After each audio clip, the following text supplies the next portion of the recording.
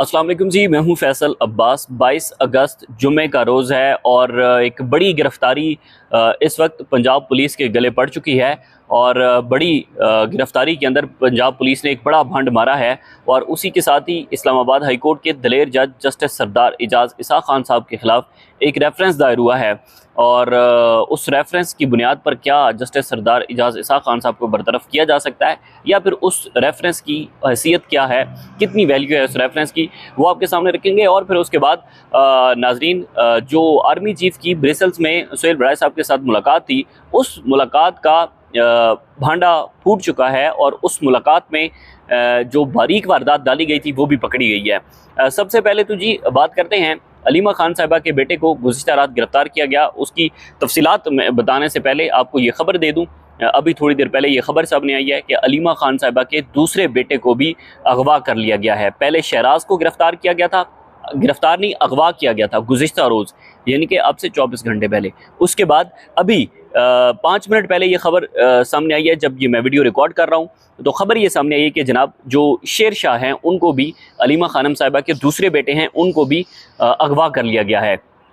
अच्छा, शेर शाह की जो गिरफ्तारी, जो शहराज की गिरफ्तारी है, उस गिरफ्तारी के हवाले से पंजाब पुलिस ने आज अदालत के अंदर ये मौक़िफ़ अपनाया है कि तकरीबन 24 माह हो चुके हैं शहराज जो है वो 9 मई के मुकदमात के अंदर मुलविस था, नामजद था FIR के अंदर, और उसके बाद उसकी गिरफ्तारी डाली गई है। अब दिलचस्प सूरत हाल ये है कि शहराज वो मैं इस वक्त चूँकि इस्लामाबाद हाई कोर्ट में मौजूद हूँ, शहराज जब इमरान खान साहब का केस होता था वो इस्लामाबाद हाई कोर्ट आते थे अपनी वालदा के साथ। उसके बाद तकरीबन वो कहते हैं कि मुतअद्दिद बार वो बैरून मुल्क गए, बैरून मुल्क से दोबारा पाकिस्तान वापस आए, आते जाते रहे, पुलिस ने गिरफ्तार नहीं किया। वो अदालतों के अंदर अपनी वालदा के साथ पेश होते रहे, अदालतों में जाकर बैठते रहे, पुलिस ने गिरफ्तार नहीं किया। उसके बाद वो अडयाला जेल, जब भी फैमिली की मुलाकात होती है वो अपनी वालदा यानी कि अलीमा खान साहिबा के साथ अडयाला जेल के बाहर मौजूद होते हैं, पुलिस ने फिर भी गिरफ्तार नहीं किया। और इतनी देर बाद ये जो पुलिस ने गिरफ्तारी डाली है ये इंतहाई हैरान कुन है। और उसके बाद जो जज मंजर अली गिल साहब हैं उन्होंने 8 रोज़ का जिस्मानी रिमांड इनका मंजूर कर दिया है और 8 रोज़ा जिस्मानी रिमांड पर उनको पुलिस के हवाले कर दिया गया है। मतलब एक समझ नहीं आती, वो एथलीट हैं और एथलीट होने के साथ साथ वो मैं आपको बताता हूँ कि जनाब वो शहरेज़ खान ने रवां बरस रनिंग यानी कि दौड़ में, स्विमिंग, तैराकी में और साइकिलिंग पर मुश्तमिल जो ट्राई एथलीन है उसमें आयरन मैन वर्ल्ड चैम्पियनशिप के लिए भी क्वालिफाई किया था। और अब इतलात ये हैं कि वो इसके लिए जा रहे थे। इसमें हम वतन पाकिस्तान में मौजूद हैं, यहाँ पर कोई एथलीट के लिए कोई जगह नहीं है, उन लोगों के लिए कोई जगह नहीं है जो पाकिस्तान का नाम रोशन करना चाहते हैं। जो पाकिस्तान अगर ये जो वर्ल्ड चैम्पियनशिप है उसके अंदर अगर वो विन कर जाते हैं तो किसका नाम रोशन होगा? पाकिस्तान का नाम रोशन होगा। तो मेरे ख्याल में ये इंतहाई गैर संजीदा हरकत है, ये इंतहाई हैरान कुन है, इंतहाई अफसुर्दा सूरत हाल है कि ऐसे लोगों की जो गिरफ्तारी है, और वो भी पुलिस कह रही है कि जनाब 24 माह के बाद पुलिस ने गिरफ्तारी डाली है। वो शहराज पाकिस्तान आज़ाद जाता रहा है, अदालतों के अंदर पेश होता रहा है, घर में रहा है, पुलिस के सामने रहा है, पुलिस ने गिरफ्तार नहीं किया। मैसेज क्या था? मैसेज हर किसी की अपनी अंडरस्टैंडिंग होती है। मैसेज ये था कि जी अगर ये जो एक हवा चल पड़ी थी कि इमरान खान साहब को गुज़िश्ता रोज़ जो सुप्रीम कोर्ट ऑफ पाकिस्तान से ज़मानतें मिली हैं, ज़मानतें मिलने के बाद कि अब कोई तहरीक इंसाफ के हवाले से कोई बहुत अच्छी खबरें आएंगी, या तहरीक इंसाफ के हवाले से अदालतों से अच्छी खबरें आएंगी, या कोई अदालतों का ज़मीर जाग चुका है और अदालतें तहरीक इंसाफ को इंसाफ देना शुरू हो जाएंगी। तो उन्होंने आज ये वाज़ेह किया कि जी यहाँ पर कोई अदालतें एग्जिस्ट नहीं करती, यहाँ पर कोई जो है वो इंसाफ एग्जिस्ट नहीं करता, रूल ऑफ लॉ यहाँ पर एग्जिस्ट नहीं करता। यहाँ पर एग्जिस्ट करती है तो ताकत एग्जिस्ट करती है। और अभी थोड़ी देर पहले खबर यह है कि जनाब शेर शाह को भी गिरफ्तार कर लिया गया है। अलीमा खान साहिबा के दोनों बेटे अगवा हैं। कमरे अदालत के अंदर आज जब उनको पेश किया गया शहरेज़ को, तो उस वक्त शहरेज़ की जो तस्वीर हमारे सामने आई है वो मुस्कुरा रहे थे। तो यकीनन ये एक निज़ाम के सामने एक फुटेज है कि भाई आप हमें गिरफ़्तार करेंगे, आप हमें ज़दोकोब करेंगे, अगवा करेंगे, तो क्या ये डर जाएंगे? मेरा नहीं ख्याल। जिस तरह की चीज़ें सामने आ रही हैं कि ये ख़ानदान किसी सूरत में झुकने के लिए तैयार नहीं है। अलीमा खान साहिबा इस वक्त गले की हड्डी बनी हुई हैं, वो मुतअद्दिद अदालतों के अंदर भी पेश होती हैं, वो जो सोशल मीडिया के ऊपर अपना बयान जारी करती हैं, वो बयान भी नागवार गुजरता है। तो अलीमा खान साहिबा को भी पुश करने के लिए ये सब कुछ किया जा रहा है, इसके अलावा और कोई मकसद नहीं है। उसके बाद की दूसरी अहम खबर ये है कि इस्लामाबाद हाई कोर्ट के 26वीं आईनी तरमीम के बाद अगर कोई अपने मौक़िफ़ के ऊपर डट कर खड़े होने वाले जजेस हैं तो उसमें जस्टिस सरदार इजाज़ इसाक़ खान साहब हैं। और पाकिस्तान की तारीख़ का हसास तरीन मुकदमा जस्टिस सरदार इजाज़ इसाक़ खान साहब सुन रहे हैं, जो कि तौहीन मज़हब के इल्ज़ामात के हवाले से है।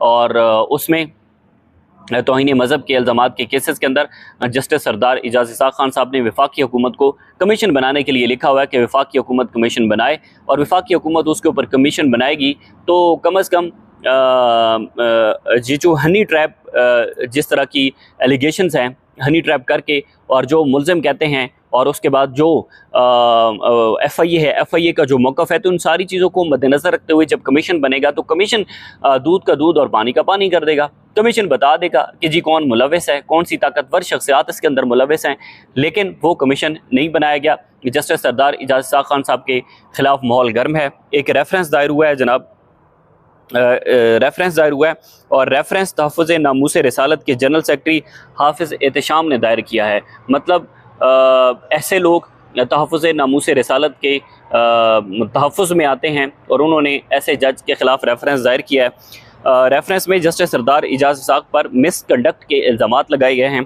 और मौक़िफ़ अपनाया गया है कि मुअज़्ज़ज़ जज ने गुस्ताखाना मवाद की तशहीर के मुल्ज़िमान पर असरअंदाज होने की कोशिश की है। उसके बाद कहा गया कि मुअज़्ज़ज़ जज साहब की वजह से तौहीन मज़हब के मवाद की तशहीर में इजाफ़ा हुआ।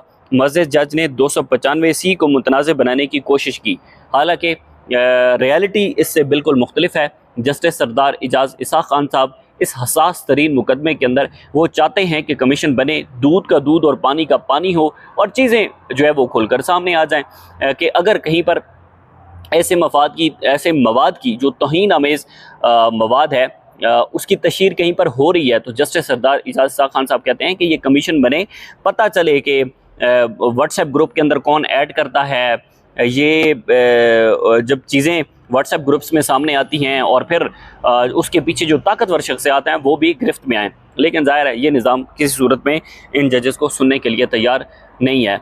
उसके बाद जी तीसरा अहम तरीन मौजू आर्मी चीफ़ की ब्रसेल्स में जो मुलाकात हुई सुहेल बड़ाई साहब के साथ, उस मुलाकात के बाद एक नया तनाज़ा खड़ा हुआ। सुहेल बड़ाई साहब ने 3 कॉलम दागे, उन 3 कॉलम्स में उन्होंने लिखा कि आर्मी चीफ़ कहते हैं कि सियासी मसलहत जो है वो सच्चे दिल से माफ़ी पर ही मिल सकती है, और उन्होंने इमरान खान को शैतान से तरजीह दी और उन्होंने कहा कि जो सच्चे दिल से माफ़ी मांगते हैं वो फरिश्ते होते हैं। तो ये जो बातें उन्होंने की हैं वो बातें सुहेल बड़ाई साहब के गले पड़ी हैं। गुज़िश्ता रोज़ DGI SPR ने कहा कि सुहेल बड़ाई ने झूठ बोला है, और झूठ बोलने के बाद सुहेल बड़ाई ने अपने ज़ाती मफाद के लिए ये सब कुछ लिखा है, लेकिन कम अज़ कम इस बात तक तो हम सुहेल बड़ाई साहब के साथ एग्री करते हैं कि सुहेल बड़ाई साहब की खबर ठीक थी, मुलाकात तो उनकी हुई है, क्योंकि ब्रसेल्स में जो मुलाकात अरेंज करवाई गई थी ज़हूरुल हसन साहब ने इंटरव्यू दिया अबसार आलम साहब को। अबसार आलम साहब को दिए गए इंटरव्यू के अंदर उन्होंने कहा कि बिल्कुल जी सुहेल बड़ाई साहब भी मौजूद थे। आप अभी की बात नहीं कर रहा, चंद रोज़ पहले की बात कर रहा हूँ कि सुहेल बड़ाई साहब भी मौजूद थे। उन्होंने कहा कि आर्मी चीफ भी मौजूद थे, मोहसिन नकवी साहब भी मौजूद थे, और ज़हूरुल हसन साहब की फैमिली भी डिनर के अंदर मौजूद थी और मुलाकात हुई है। उन्होंने कहा कि वो जो फ़ॉरेन कम्युनिटी जितनी भी थी उनके साथ आर्मी चीफ ने बातचीत की है और वहाँ पर चीज़ें चलती हैं। उसके बाद हम देखते हैं कि जब DGI SPR का बयान आता है गुज़िश्ता रोज़, और DGI SPR ये कहते हैं कि सुहेल बड़ाई साहब झूठ बोल रहे हैं, तो फिर उसके बाद अचानक बयान सामने आ जाता है ज़हूरुल हसन साहब का। वो एक वीडियो पैगाम जारी कर देते हैं, उस वीडियो पैगाम के अंदर वो डिनाई कर देते हैं और वो ये कहते हैं जनाब कि आर्मी चीफ की सुहेल बड़ाई या किसी भी सहाफ़ी से कोई मुलाकात नहीं हुई और कोई ऐसा इंटरव्यू नहीं हुआ।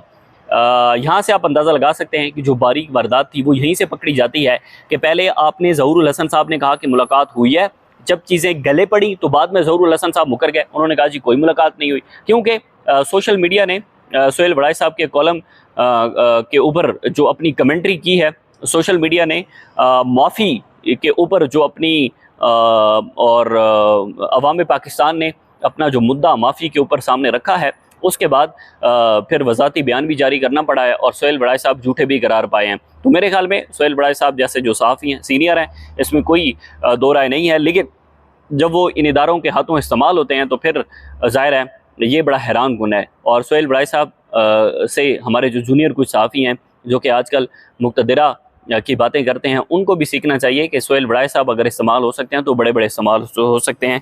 सुहेल बड़ाई साहब जी इस्तेमाल हुए हैं, इस्तेमाल होने के बाद जैसे ही काजी फ़ाइज़ ईसा साहब इस्तेमाल हुए थे और फिर बाद में उनका आज कोई अता पता नहीं है। बहरहाल जी, मज़ीद जो भी डेवलपमेंट्स होंगी आपके साथ शेयर करेंगे। इजाज़त दीजिए, अल्लाह हाफ़िज़।